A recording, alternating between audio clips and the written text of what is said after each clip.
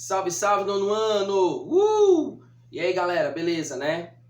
Mais uma semana se inicia e a gente vai dar continuidade aqui ao nosso conteúdo.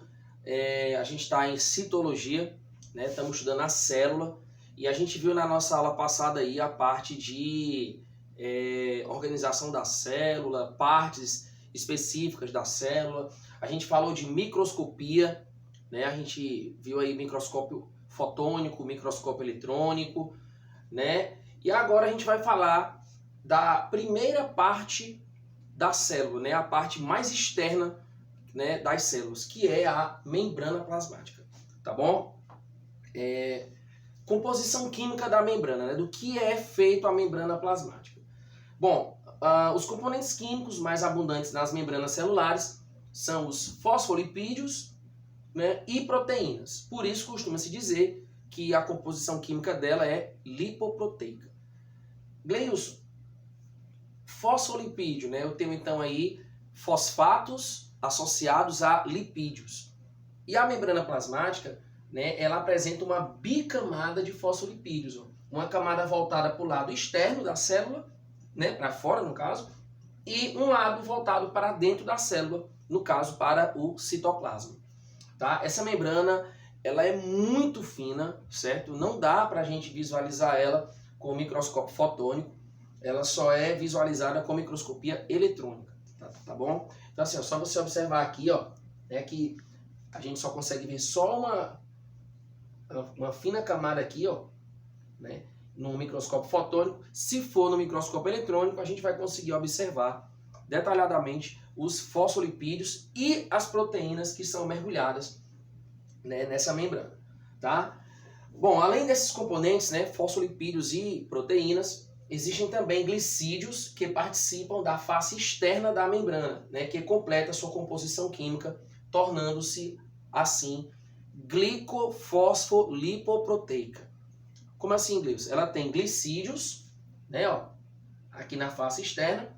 Ela apresenta fosfatos, essas cabecinhas aqui, ó, que estão associadas aos lipídios, tá? Formando aqui a bicamada, e proteínas mergulhadas, né, periféricas ou inseridas aqui na membrana plasmática.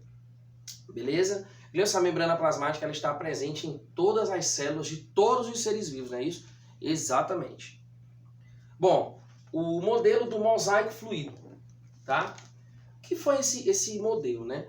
Aqui você pode ver, ó, com mais clareza a bicamada, né, de fosfolipídios, ó, a face externa voltada aqui para o meio extracelular e a face interna voltada aqui para o meio intracelular, no caso, citoplasma, tá? Pessoal, a membrana ela fica se movimentando sempre ao redor da célula, tá certo?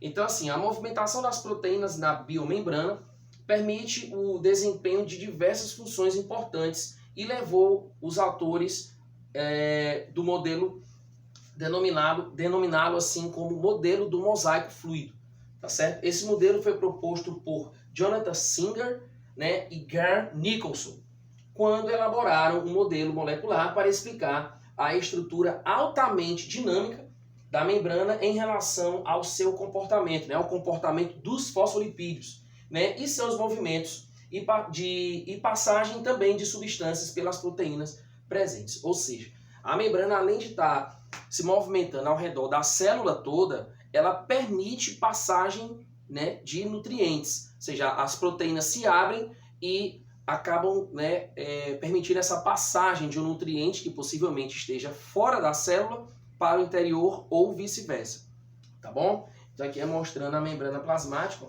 tá? Seu movimento aí do mosaico fluido. Bom, proteínas da membrana, proteínas de membrana, né? Algumas proteínas que a gente costuma observar aqui que são mergulhadas na membrana plasmática. A gente tem proteína de reconhecimento, tá? Essas proteínas elas permitem que uma célula reconheça outra e interaja com ela, tá? Então permite aí meio que o reconhecimento, né, de uma célula vizinha. Proteínas de recepção de sinais permite a ligação com certas moléculas sinalizadoras que desencadeiam processos celulares, tá? Então aqui você pode ver aqui, ó, né, elas acabam se acoplando aqui, ó. proteínas de transporte de substâncias. Permite que certas moléculas, né, e íons atravessem a membrana livremente. Assim também como ocorre com proteínas de catálise enzimática. Tá? E proteínas de junção membranar permite a associação de células vizinhas ou adesão ao citoesqueleto, dando forma ao tecido. Né, ó?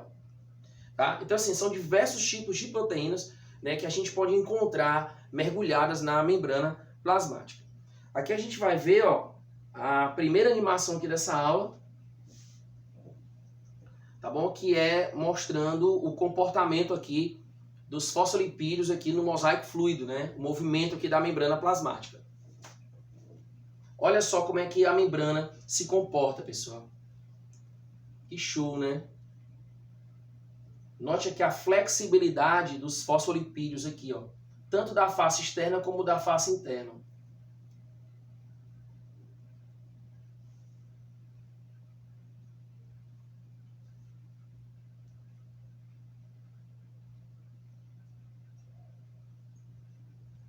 Ela permite, né, ela realiza esse movimento ao redor de toda a célula. Aqui é mostrando as proteínas, ó, tá? E aqui, ó, substâncias atravessando aqui essas proteínas, ó. Olha só que interessante, ó.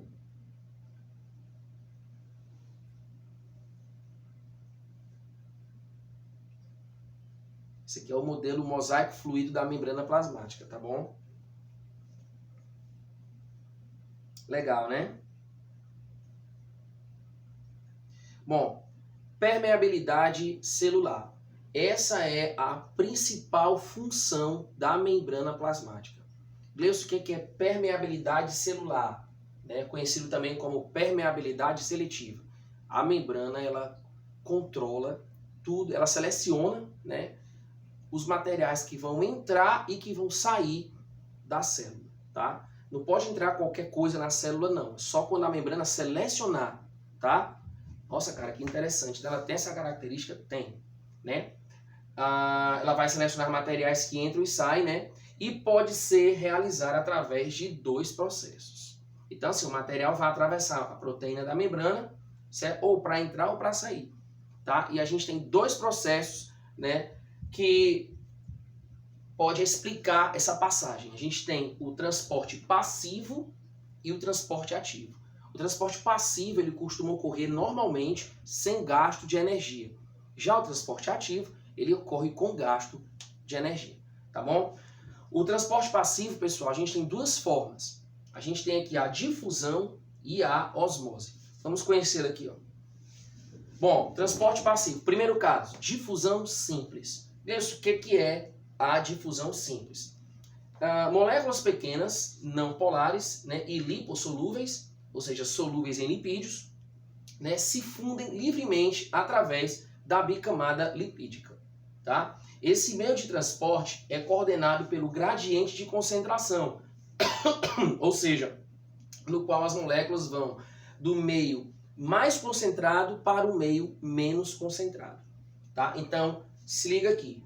Observe que fora da célula, no meio extracelular, eu tenho uma maior quantidade aqui, né, de solutos, tá? E esse soluto, ele vai atravessar a membrana plasmática, pois a difusão, ela diz que o soluto atravessa a membrana do meio de maior concentração para o meio de menor concentração. A gente chama o meio de maior concentração de meio hipertônico. E o meio de menor concentração, a gente chama de meio hipotônico. Então, eu posso dizer que a difusão simples é a passagem do soluto, tá, do meio hipertônico para o meio hipotônico. Beleza? Então, com essa diferença aqui de concentração, né, essas partículas aqui, o soluto, ele consegue atravessar a membrana plasmática. Beleza? A difusão facilitada. A gente viu que a difusão simples, né, é isso aqui que a gente viu agora. E a difusão facilitada, certo? É a mesma coisa que a difusão simples. A diferença é que eu tenho aqui a presença de uma enzima, tá? Gleicosenzima são proteínas especiais que aceleram as reações, né? Facilitam a ocorrência de reações. A gente viu isso na aula de proteína.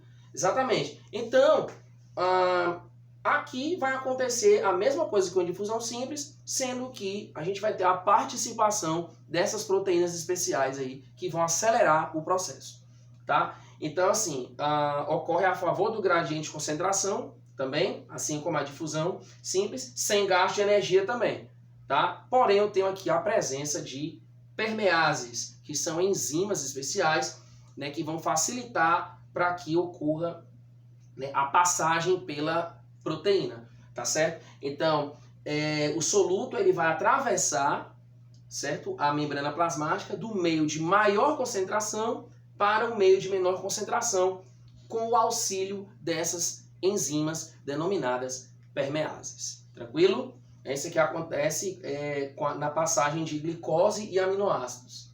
Beleza? Bom, e a osmose? Tá? A osmose também é um tipo de transporte passivo, sendo que agora eu não vou mais envolver solutos. Eu vou falar de solvente. E nós sabemos que o solvente, né, que atravessa a membrana plasmática aqui é a água. Tá bom? Bom, o que é que diz aqui na osmose? A membrana ela permite apenas a passagem de solvente, no caso água, né, impedindo a passagem de soluto, que seria, no caso, açúcares e proteínas.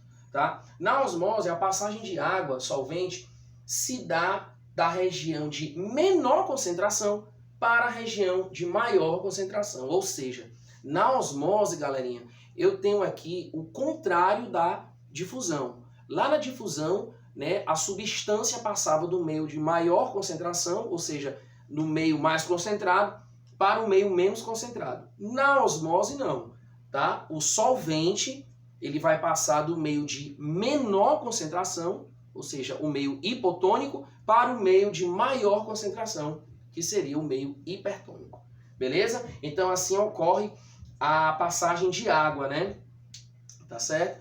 Aqui mostrando aqui, ó, do meio hipotônico, ó, menor concentração, e aqui o meio hipertônico, maior concentração. Então tá ocorrendo aqui a passagem aqui, ó, as bolinhas azuis aqui, ó, estão indicando água. Então ela tá conseguindo atravessar aqui, ó, tá vindo do meio de menor concentração para o meio de maior concentração. E aí, olha só como é que fica, ó. Tá? Show, né? Bom, aqui é mostrando aqui um caso da osmose em células sanguíneas. Olha o que é que vai acontecer aqui, ó. Pessoal, isotônico significa concentrações iguais, tá bom? Então aqui a gente tá vendo aqui um leucócito aí, no caso, se enchendo de água, ó, tá? Ó, acabou que estourou, porque entrou muita água por osmose e a célula acabou estourada. Tá vendo aí que interessante? Ó, veja de novo a lise do leucócito, ou seja, a quebra do leucócito. Olha só.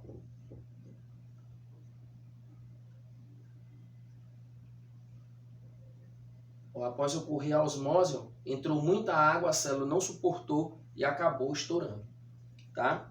Então pode acontecer isso, né, Gleison? Se entrar muita água, a célula vai ter um limite onde ela não vai aguentar e ela vai estourar. Tá certo? Assim também como a célula ela pode ficar murcha, né? Se ela for perdendo muita água por osmose, ela acaba sendo desidratada e vai murchando, tá certo? Tem esse caso também. Bom, o transporte ativo. A gente tem aqui um transporte onde há gasto de energia, tá? E o caso mais conhecido aqui é a bomba de sódio e potássio, tá? No transporte ativo, há gasto de energia, tá? ATP, pois as substâncias são transportadas contra o seu gradiente de concentração, através de proteínas integrais especiais. As substâncias envolvidas nesse tipo de transporte geralmente são íons, tá? Como é o caso do sódio, potássio, cálcio, cloreto e entre outros. Então, ó, o que é que vai acontecer aqui? Né? Os sais de potássio, que podem estar em maior concentração fora da célula, né? Ou vice-versa, né? Sódio ou potássio, dependendo aqui, eles podem passar. Eles atravessam a proteína da membrana plasmática por transporte ativo, certo? Ocorre gasto de energia, ó, tá aqui o ATP, tá certo? Para quem não sabe, ATP é adenosina trifosfato, certo? É considerado como a moeda energética do mundo vivo. A gente vai falar isso aí depois na aula de metabolismo energético. Então, olha só, Ele está mostrando a passagem aqui, ó, de íons, tá, ó, de dentro da célula para fora da célula, tá? Ou seja, eles atravessam a proteína, né, ocorrendo gasto de energia. Então esse é o transporte ativo. Tranquilo?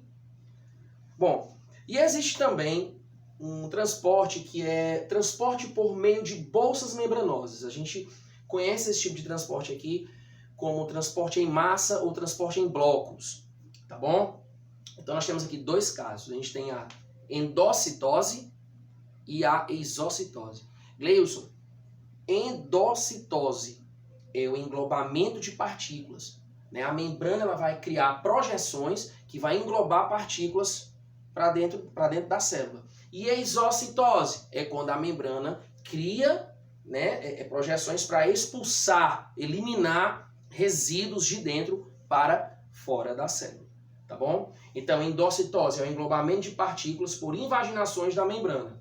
Tá? Ó, que ela está criando invaginações, ó, beleza? Para poder englobar partículas, né? E essa endocitose, que é o englobamento de partículas, pode acontecer de duas formas. A gente tem o englobamento de partículas sólidas grandes, eu vou chamar de fagocitose, tá certo?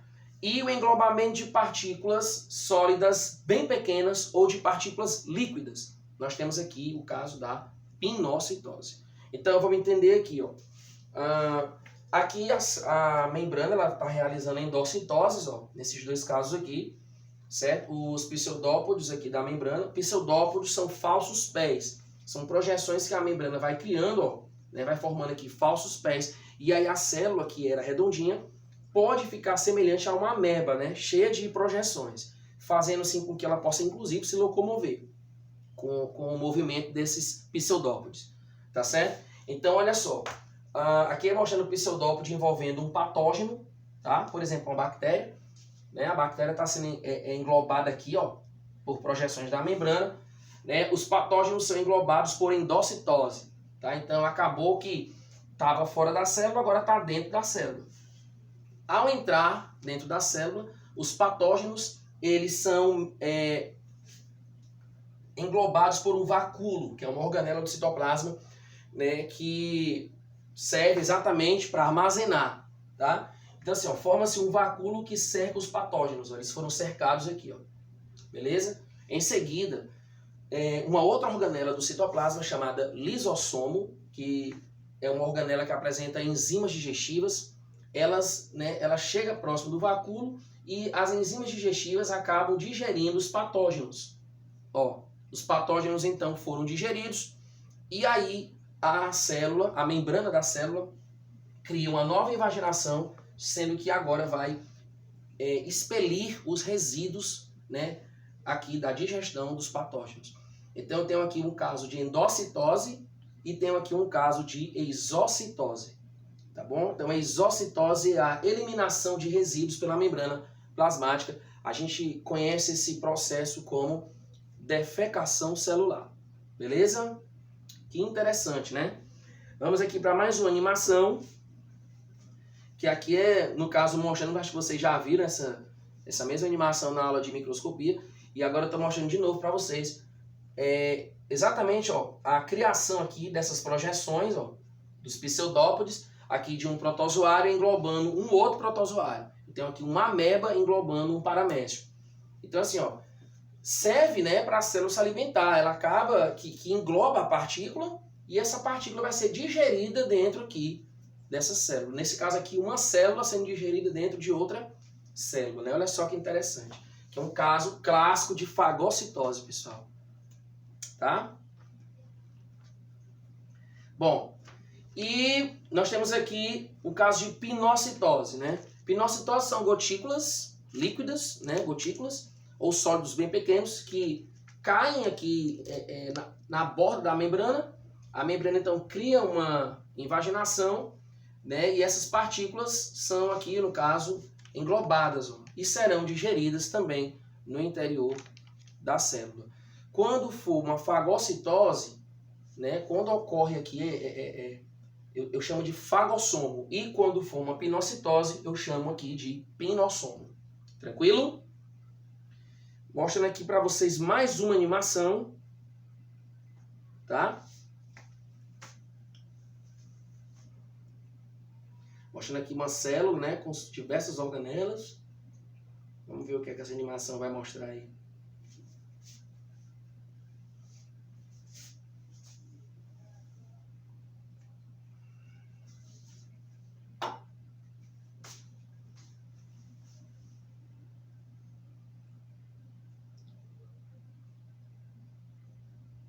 Aqui é mostrando substâncias que foram produzidas aqui no retículo endoplasmático rugoso e foram transferidas aqui para o complexo golgiense, tá? O complexo golgiense, por sua vez, tem a função de secretar essas substâncias, ó. E aí elas vão atravessar agora a membrana da célula para fora. Olha só aqui, ó, o comportamento, tá, dos fosfolipídios na membrana plasmática. Olha que incrível, né? Eles vão pôr agora para dentro, ó. Olha só. Permeabilidade celular aqui acontecendo, ó. Olha o comportamento dos fosfolipídios, que interessante. Show, né? Era fantástico. Bom, envoltórios externos à membrana plasmática. Existem películas, né, que estão por fora da membrana plasmática, que no caso vão realizar outras funções para a membrana. Tá? A membrana plasmática é relativamente frágil e na maioria das células é protegida por algum tipo de envoltório externo que também auxilia em suas funções. Então nós temos aqui o primeiro caso, que é o glicocálix, certo? Gleison, o que é o glicocálix? Olha, é uma fina camada de proteção, tá aqui, ó, externa à membrana plasmática, ó, ampliando aqui um pedaço aqui dessa célula. Eu estou vendo aqui a membrana plasmática, ó, a bicamada aqui de fosfolipídios, e externamente eu tenho o glicocálix, ó, tá? Esse glicocálix, pessoal, ele é exclusivo aqui, tá, de células animais. Eu vou encontrar ele somente em células animais, tá bom? É uma fina camada de proteção formada por glicolipídios, né, e glicoproteínas, ou seja, glicídios associados a lipídios e glicídios associados a proteínas, tá? E também por proteoglicanos, né? Então a gente vai ter aqui a composição química desse glicocálix, beleza? Vai dar proteção para a membrana. Um outro tipo de envoltório externo é a parede celular. Tá? A parede celular, pessoal, inclusive, ela está presente em todos os outros organismos, né? Menos nos animais. Nos animais a gente tem o glicocálix e em bactérias, protozoários, algas, fungos e plantas nós temos a parede celular, tá bom? E é óbvio que ela tem uma composição química diferente para cada um. Em bactérias, por exemplo, a gente tem uma parede celular formada de peptidoglicano, aminoácidos e polissacarídeos. O peptidoglicano, ele é um polissacarídeo muito resistente, né, que vai dar uma certa consistência aqui para a parede celular das células, das bactérias, tá bom? Inclusive a gente tem aqui uma diferença na parede celular da bactéria gram-positiva e na bactéria gram-negativa, certo? Então quer dizer que na gram-negativa, além de eu ter a membrana plasmática, né, a bactéria ela tem uma outra membrana, ela tem a parede celular, né, e depois ela tem uma outra membrana extra, né, uma proteção maior aqui para esse tipo de bactéria. Na gram-positiva, ela tem a membrana plasmática e a parede celular apenas, tá bom? A parede celular em protistas, protozoários e algas. Né, nós temos aí organismos do reino protista que apresentam a parede celular feita de sílica ou de celulose, tá bom? Nos fungos, a parede celular ela é feita de quitina, tá certo? Que inclusive é o mesmo material que forma lá o exoesqueleto dos artrópodes, né? E em plantas, certo? A parede celular ela é formada de celulose, tá? Tanto que ela também é conhecida como parede celulósica, tá beleza? Bom, e quais são as funções dessa parede, Gleison, né? Já que ela está presente em grande parte dos organismos, né? Menos nos animais. Bom, primeiro ela vai dar uma função de proteção, tá certo? Para a membrana plasmática, né? E outra função é o reconhecimento e ponto de contato entre células vizinhas, né? Por quê? Porque, principalmente na célula vegetal, né? A gente vai ter pontos aí, poros de comunicação entre uma célula vegetal e outra. Né? E essas pontes aí de comunicação, esses poros, nós vamos chamar de plasmodesmos, tá? O que realiza exatamente o reconhecimento e comunicação entre células vegetais, tá bom? Eu tenho aqui, ó, por exemplo, mostrando uma célula vegetal aqui os poros, ó, chamados plasmodesmos, e para poder, no caso, essa célula reconhecer essa outra aqui, ó, elas se comunicam através desses poros que são chamados plasmodesmos. Beleza? Galera, valeu, até nossa próxima aula, um abraço!